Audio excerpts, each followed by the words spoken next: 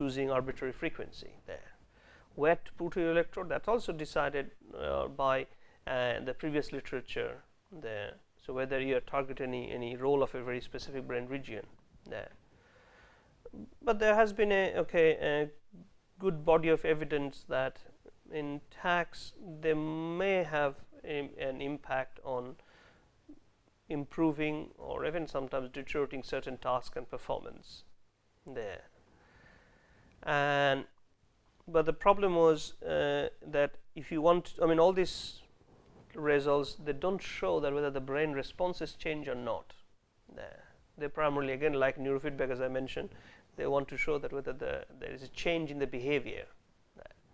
Only very recently, a few papers started looking at whether the brain oscillations get entrained or not. The idea is the same, like you are applying an alternating current, whether the brain also showing in more oscillations in that current. There has been quite a bit of simulation studies which shows that there are certain ways. It's very unlikely that TACs would enhance action potential. That's unlikely because current is too small, and most of the current is anyway shunted by the skin.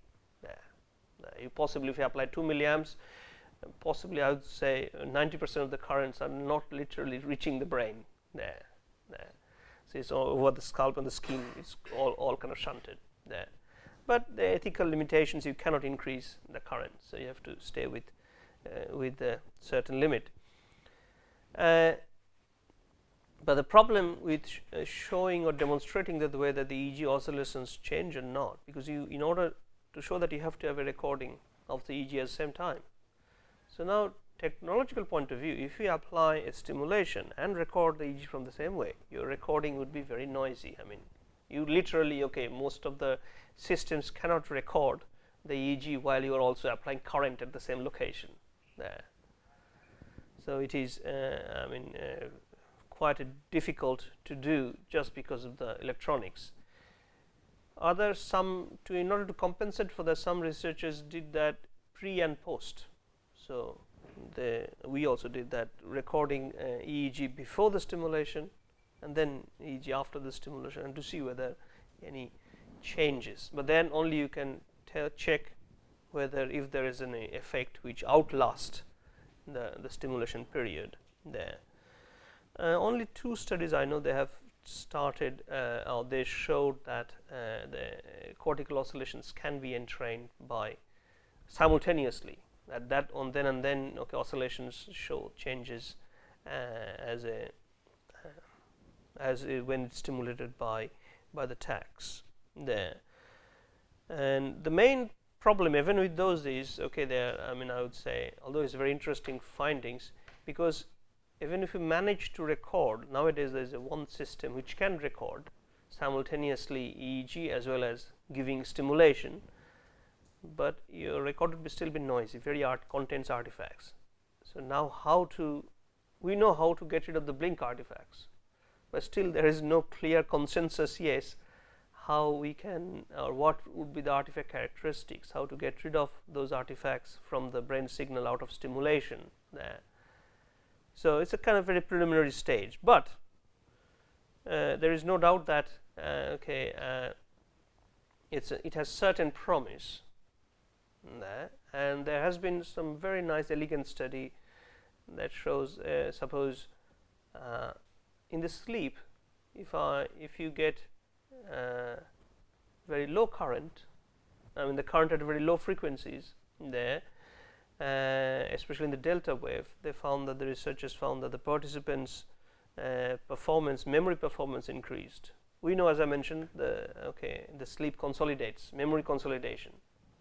Whatever you are learning, new experiences, it gets consolidated in certain stages of sleep, and we know certain stages of sleep are associated with certain oscillations there.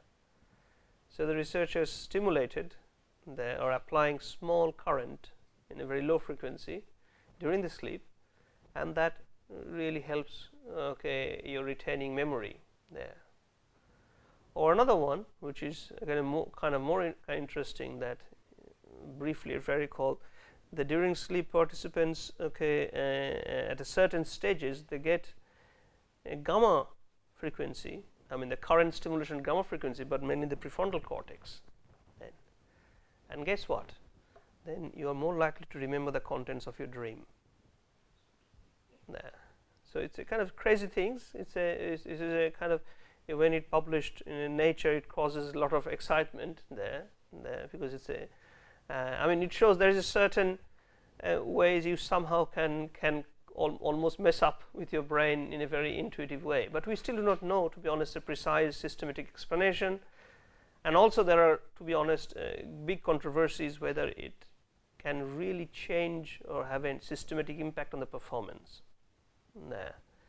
But okay, you will find occasionally some interesting kind of findings by application of tags there. Or there is another version of tags which we call the TRNS, and sending random currents.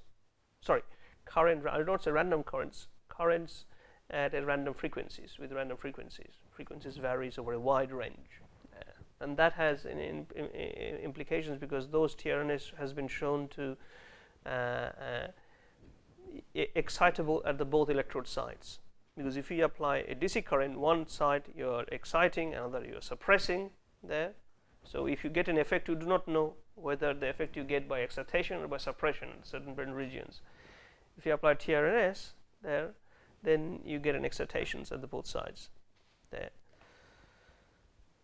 So this is one of the, as I mentioned, very recent studies which shows the simultaneous recording. I still have to tell you that I haven't checked thoroughly how did they get rid of the artifact there, because that's an interesting question. We do not know yet. I mean, they have claimed that they have done that, but we don't know yet. We know how the artifact look like blink and an eye movement and others very clear, but this is an area which needs definitely further investigation. But anyway, this is what they found, which is a very top journal.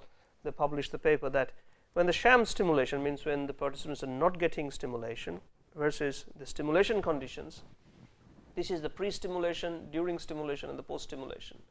So here you can see this is alpha stimulation they did. There is not much of difference between the pre and the during and the post. But in the stimulation conditions, if it's not clear, sorry, in the pre actually this is the post and the during are the same. The alpha band, okay, literally gets a strong boost by the alpha tags, which is distinctly different from the pre there. And also they show that the time course, okay, here for the sham condition, you can see here the alpha band power increases a little slightly, but still okay, not much. But look at the alpha band power for the stimulations. There is a almost, okay, I mean, compared to here, 20-30% increase there, and it remains quite elevated even long after the stimulation is gone there. So shows certain promise or certain preliminary evidence that these particular brain oscillations at the frequency of the stimulation can get entrained there. And even that across all these different types, as I mentioned, almost everywhere there is a reasonable evidence that this entrainment outlasts the duration. So there is some after effect there. But how long the after effect and others, that's we do not know yet. Or how long the after effect would have an implication on the behavior there. If you get a certain stimulation, how long you'll get, or after how long you'll still see some effect changes in the behavior, others, that we do not know. So these are kind of open questions. But this is a kind of technique which is okay, getting quite popular, because again this is very easy to do. Okay, applying small currents, provided you have a certain limiting there. Okay, and then you can choose which brain regions to target. Okay, and what frequencies. So you have a lot of hypotheses to explore there. But again, underlying neurophysiology is still we know reasonably less there. And also recently there is a big controversy about this. There is a commentary published in Science which shows that because we do not know, to be honest, how much this current we applied on here, how much current actually the cortex would receive there. That itself is a big question there. Some models suggest, but that's a different. So there is a recent study done on human cadaver, on the dead body, there. So done by a very famous group in States. They found that very little current actually reaches in the cortex. I mean, in order to get a reasonable effect on the surface of the cerebral neocortex, you need to apply almost 5 milliamps current. And the 5 milliamp currents, if you apply, you really feel unpleasant there. But again, there is a controversy because this is on a, okay, we know that the current somehow travels in the dead tissue in a kind of different way from the living tissue, because this is a dead cadaver. This is from the cadaver's brain, human.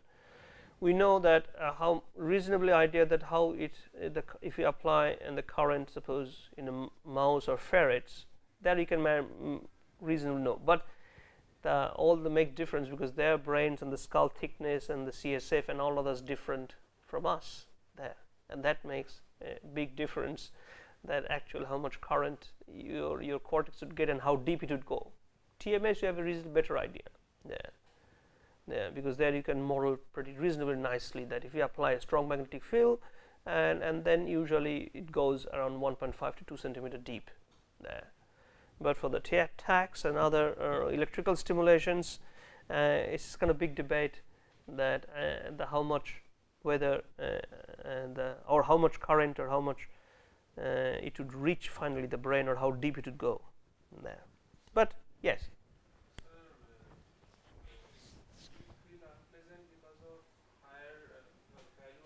Yeah. If there is some local anesthesia is done. Okay, I mean the anesthesia is done. That's we haven't. I don't think anyone has tried that. We do not want that, first of all, because if you get an unpleasant, not just on okay, I mean high current, but high current also can cause damage. It can cause a local burn. You do not want to burn your participants. Suddenly there will be a skin damage. It could happen.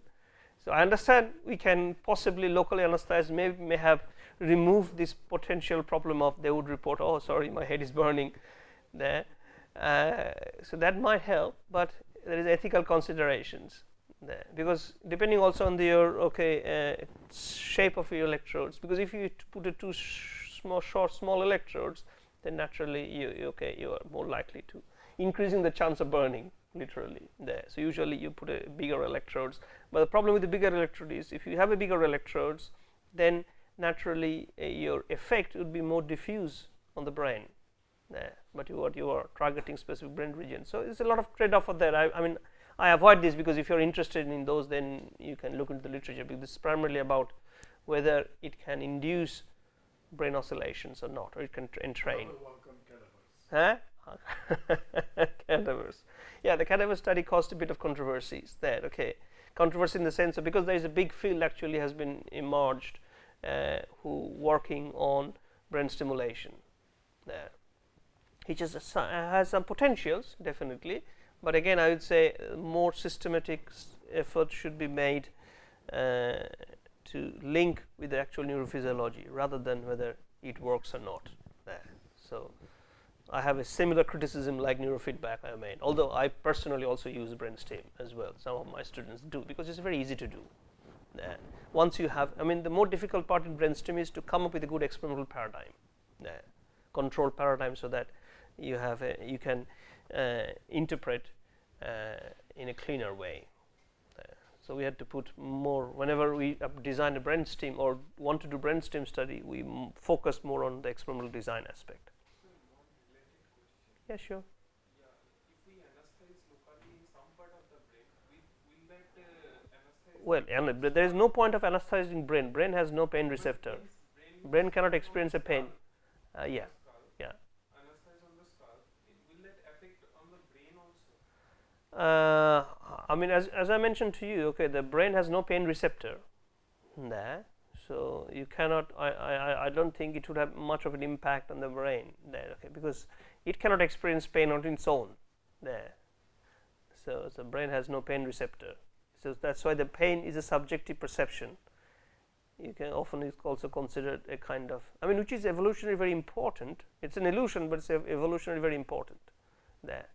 That's why the same stimulus can cause different pains to different individuals. Pain sensation, that's why it's a sensation, pain feelings. And there's lots of literature on how prior anticipation changes our processing of pain. So how much you expect, or what your state of expectation, or predictive, we call it predictive coding, that shapes your processing of pain. So the four things that you talked about, which is safest and useful? Which is safe? Okay, none of them are safe. Okay, I'm sorry. Safe is neurofeedback. Because you are not, neurofeedback is you are not interfering in the sense with some external stimulus. That's a safe. But otherwise, steady state evoked potentials or RTMS, or TACs, if you have an epilepsy or background in epilepsy, you cannot take part. Simply ethically, we don't allow any participants with an epileptic background. Although their TACs is reasonably safe, very rare conditions you will have epileptic seizures, because the current is really so low. You might have some sensations, you might feel occasionally odd here and there sensations. You don't have epilepsy, but just because ethical reasons, we do not allow any participants with any history of epilepsy, childhood epilepsy or current, to take part there. And they will also be excluded from our TMS. They will also be excluded from steady state evoked potential. Neurofeedback, yes, they can, because that's the kind of yes, that's the safest, I would say. Because you are just whatever your own brain is producing, you're just trying to upregulate or downregulate. That's it. Suppose if the subject is he is opposed to this TMS or tax. Opposed to, in what sense you mean? He is like in an experiment where he has been applied RTMS or tax. So if that goes on for some period of time, over a number of days, so does that can it alter the brain functionally or structurally? Structurally, yes, definitely. That's why the very interesting question. If you apply all these training sessions, they are often, the TACs usually don't need a long training sessions, but neurofeedback or RTMS, especially suppose I gave the example of the depressions, or they often need repetition sessions. And the idea is, with the repetitions, they change or induce long-term potentiation, which is a structural change at the synaptic level. So yeah, so that's where the effect of learning takes place, because the LTP is the principal mechanism of neuroplasticity at the structural level. So you were saying that the RTMS that can go maximum to 1 centimeter or 2 centimeter. Yes, but the question is, that's where that's where it can maximally reach, but those areas are also connected with all other areas there. So it is like, suppose someone is shouting, or I'm talking it here, but you talking to you now, my voice can only reach within this room there, but you are also connected with your friends and others. So whatever I'm telling, your friends also would be receiving there, and also for afterwards also this information also possibly fed back to me there. Although your friends is not with the spatial proximity, but because of sheer connection there, so he or she is also taking part, and that also influences how I would afterwards communicate. And then because this number of friends are too many, sheer number of friends there, because you have an extensive connections there, so that's why the effect, although initial, it only goes at a certain depth, but because of the connection, the network, thing spreads and then feeds back, and then finally it might make a change at the global network level.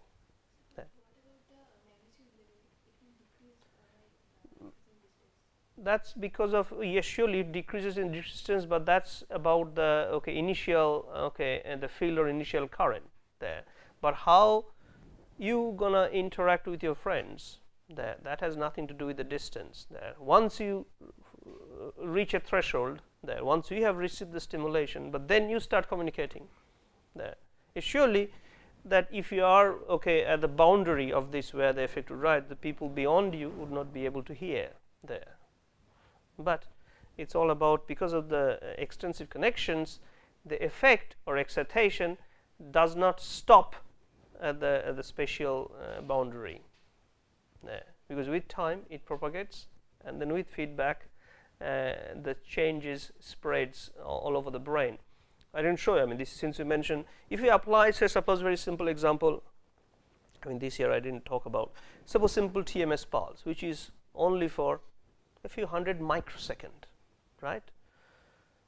Maybe I'll see if I can find out, since you ask.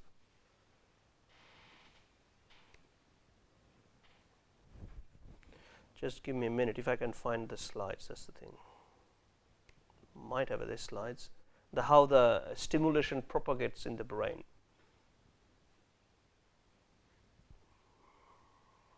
If I can find out if it is anywhere.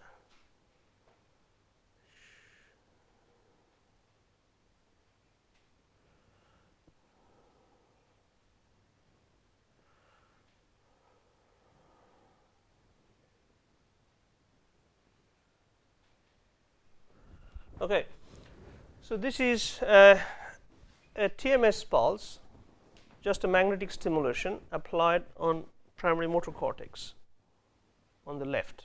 So here, just only one pulse, very strong but very brief, 200 usually microsecond. So here, this is showing you. So I just applied pulse only here.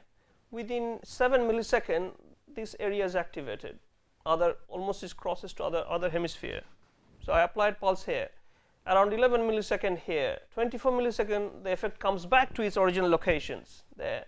19 millisecond, 15 millisecond here. And then if you expand the time, so that's how it shows how the activity spreads. So you applied your TMS pulse here, and then you see 24 millisecond, 45 millisecond, it goes 60 millisecond, it goes to the frontal cortex. So 107 millisecond, another part of the frontal cortex. And look at, so and then this is just only, I'm talking about 200 millisecond. Within 200 millisecond, this stimulation spreads almost everywhere there. Similarly, if you apply your pulse at the prefrontal cortex here and look at that, within 30-40 millisecond, it just travels the excitations there. So it shows you that although you are applying stimulation at a very locally, because TMS can do that, but excitations or it doesn't confine only that region, it spreads and it also comes back there, and this happens in a very spatiotemporal dynamic fashion there. No, it's EEG, just EEG. It's EEG. Yes, you can. If you can, if you have a good lot of, I mean, nowadays it's not that expensive there. Earlier time this machine was expensive, because usually also similar, like if you apply strong magnetic field there, your EEG amplifier would get saturated there. So in order to prevent that from saturations, what you can do electronically, we call it a gate circuit and sample and hold. So you know that you're going to apply TMS pulse at time t there.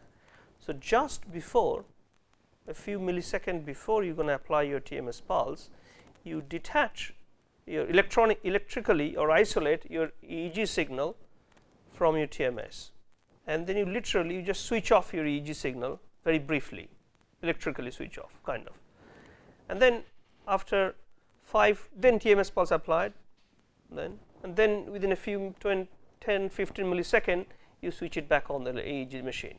And then what you do primarily, you kind of losing your data for 10 milliseconds, 10-15 milliseconds. So use a sample and hold circuit, your EEG system. The EEG system would gonna as if interpolate your just before from the TMS pulse, and then after 5-10 milliseconds after TMS pulse there. So you're gonna electrically protect your EEG signal from the huge magnetic field, so that you don't get saturation. So you get reasonable data, you lose, or you have interpolated data around 15 milliseconds. So that's the electronics behind it, which is allow TMS compatible EEG. There. Yes, they use that's more of what kind of TMS coil you use. They use a figure of 8 coil there, so that to get a better focal activations. But depending on, there's other coil geometry is also possible, but that's usually quite standard. If you use a figure of 8 coil, so here you have to hold it, you have to know if you are applying on a motor cortex or prefrontal cortex, choose an EEG electrode and find or hold your coil over that region there. Okay, so you were here, sorry.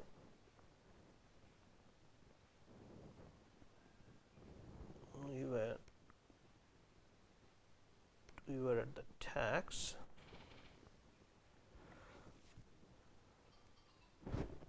Okay, so the last slides. Hopefully, I won't show you any more slides. If you want, I can.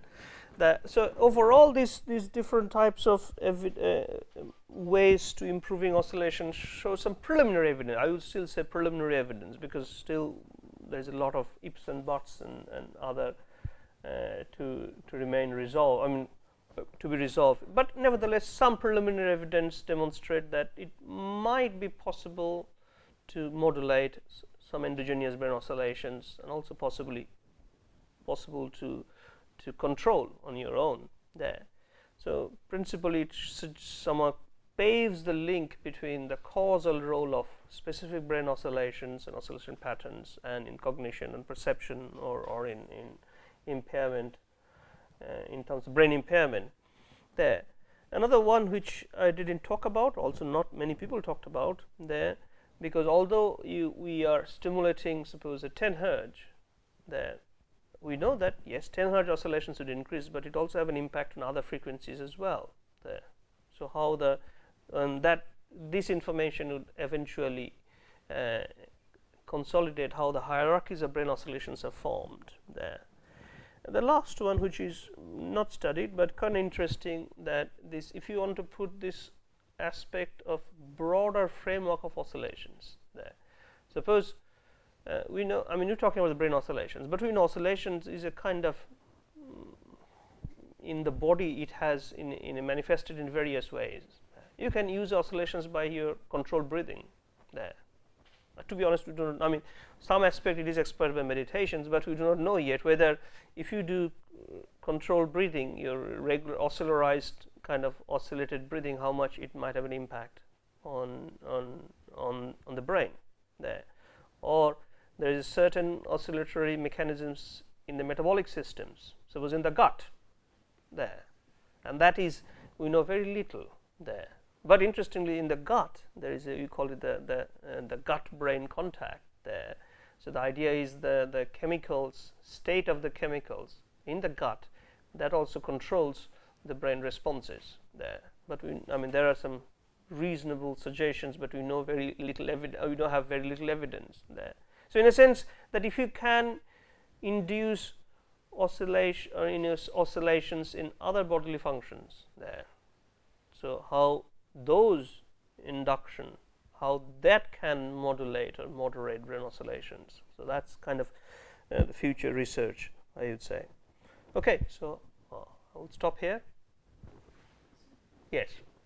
You said that people who have some epilepsy history are not allowed in most of the experiments here, because they might not most of these experiments. Most of these methods, they might have an adverse effect. So is it possible that they might also have a positive effect like that of anti-epileptic drugs? I mean, anyway, the science, we cannot rule out anything there probabilistically.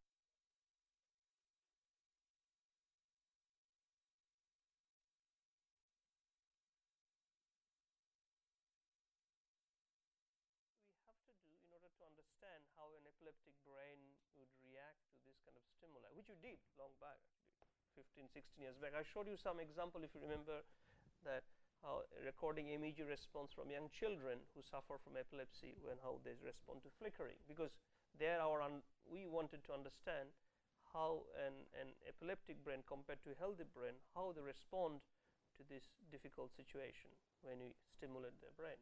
But then definitely it's an ethical conundrum, so we have to make sure there are good neurologists who are present there, because we are not neurologists, right? Although you do record brains, but you're not doctors, medical doctors.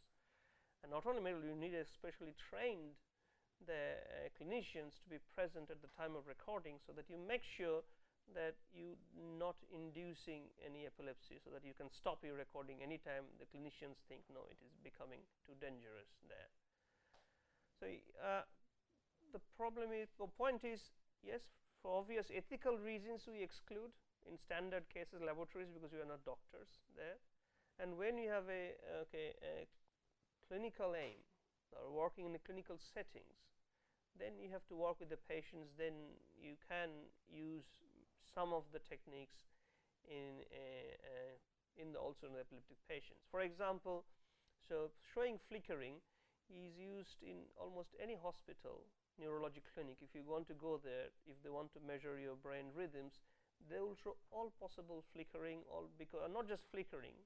Okay, if you are anyway, if you have been kind of prescribed by a neurologist to get your EEG checked in the neurology clinic, they will try to trigger in various ways, different flickering, different checkerboard, different brightness contrast, because they want to some extent they want to trigger not physical epileptic, but to see